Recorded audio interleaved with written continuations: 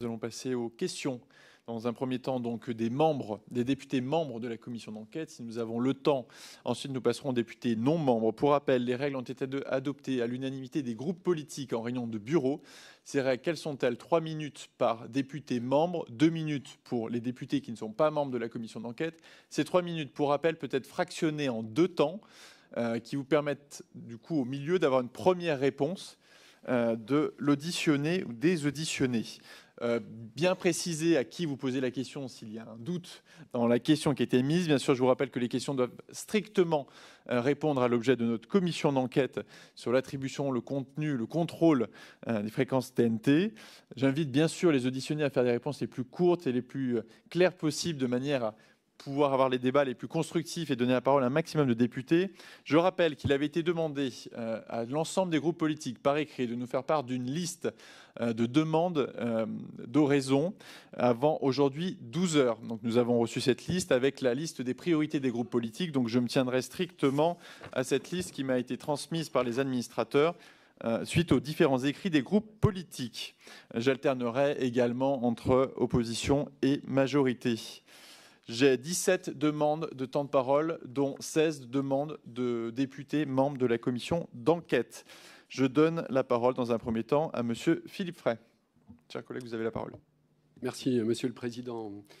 Monsieur Hanouna, notre commission d'enquête est déjà revenue longuement concernant les sujets du pluralisme politique et des séquences considérées par certains comme parfois polémiques dans l'émission TPMP. Je voudrais revenir sur le sujet des sanctions par l'autorité de régulation. Le total des sanctions prononcées par le CSA, puis l'ARCOM, de 2012 à aujourd'hui, à l'encontre de la chaîne D8, devenue C8, s'élève à 30. Ce sont des mises en garde, des mises en demeure ou encore des amendes que vous avez par ailleurs évoquées. 23 d'entre elles, soit plus des 3/4, ont concerné des émissions que vous avez animées, TPMP, La Grande Darka, le 6 à 7. Alors que C8 compte une large diversité de programmes, que l'on peut considérer comme étant des émissions de divertissement au même titre que TPMP. Pourriez-vous m'expliquer ce qui pourrait justifier, selon vous, que la part d'émissions sanctionnées sur C8 que vous animez soit aussi importante? Je vous remercie.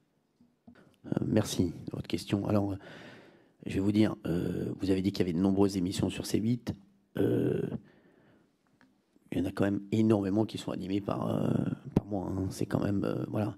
Vous savez, c'est comme Quotidien, c'est beaucoup Yann Barthès qui anime les émissions.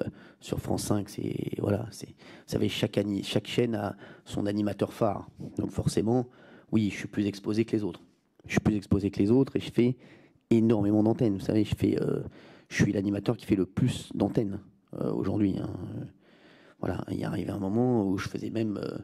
il y avait des jeudis où je faisais 17h, je faisais un jeu, 18h, je faisais TPMP, et le soir, je faisais Balance ton poste avec mes amis, d'autres amis députés d'ailleurs qui étaient dans l'émission.